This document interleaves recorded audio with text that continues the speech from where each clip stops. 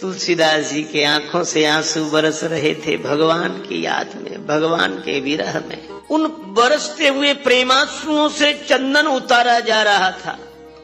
भगवान प्रकट हो गए, बाबा चंदन दे दो।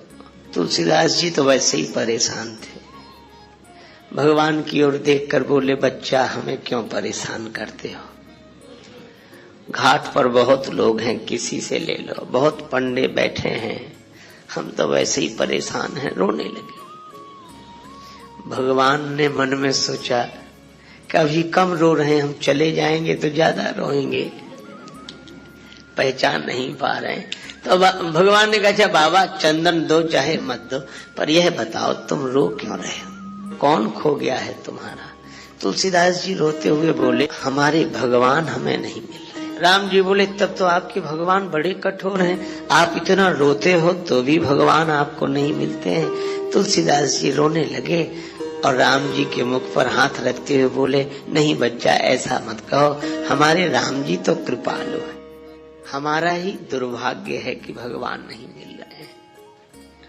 अब बोलो, तुलसीदास जी को भगवान मिले हुए हैं कि नहीं मिले हैं? पर भगवान तो मिले हुए हैं, पर फिर भी जान पहचान नहीं है। तो मिले हुए को बताया किसने? अचानक आवाज सुनाई पड़ी, श्री रघुवीर खड़े हैं सन्मुख, तुलसी तू क्यों रोता? सफल करो दृग हनुमान जी, बोले बनकर तोता। चित्रकूट के घाट पर भई संतन की भीड़, तुलसीदास चंदन घिसे तिलक देत रघुवीर। हनुमान जी तोता बनकर आए। हनुमान जी भी सुखदेव हैं। श्री कृष्ण कथा के सुखदेव व्यास नंदन है, पर राम कथा के सुखदेव तो अंजनी नंदन है। हनुमान जी भी तोते के रूप में प्रकट हो गए और तुलसीदास जी से कहा कि राम जी तो सामने ही हैं, जिनके लिए आंसू बहा रहे हो, जिन्हें तुम खोज रहे हो, वो तो तुम्हारे सामने ही हैं। यही गुरुओं का उपदेश रहा है। तभी तो सदगुरुदेव नानक जी कहते, हनुमान जी ने भी वही किया। और आज जब श्री हनुमान चालीसा लिखने बैठे श्री तुलसीदास जी, तो याद आ गई कि भगवान तो मिले हुए थे, पर अगर हनुमान जी ने न बताया होता तो राम जी को देखकर भी मैं राम जी को नहीं देख पाता। और इसीलिए हनुमान जी ने बताया तो राम जी के चरणों में तुलसीदास जी गिर गए। लेकिन मन कबीरदास जी की तरह कह रहा था कि गुरु गोविंद दो खड़े, काके लागू पाए, बलिहारी गुरुदेव की जिन गोविंद दिया मिलाए।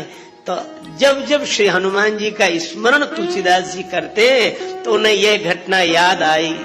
तभी वे आरंभ करते हुए लिखने लगे, श्री गुरु चरण सरोज रज। तो हनुमान जी हैं गुरुदेव, उनके चरण हैं कमल,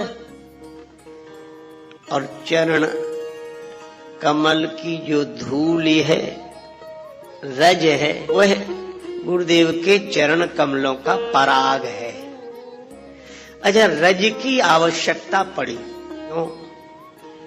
देखो, दूसरे को देखना हो तो आंख ठीक होनी चाहिए, पर अपने आप को देखना हो तो केवल आंख से काम नहीं चलता। आंख तो ठीक हो, पर दर्पण भी साफ सुथरा होना चाहिए। आंख ठीक देख लेती हो, पर दर्पण यदि पवित्र ना हो तो अपने आप को नहीं देखा जा सकता।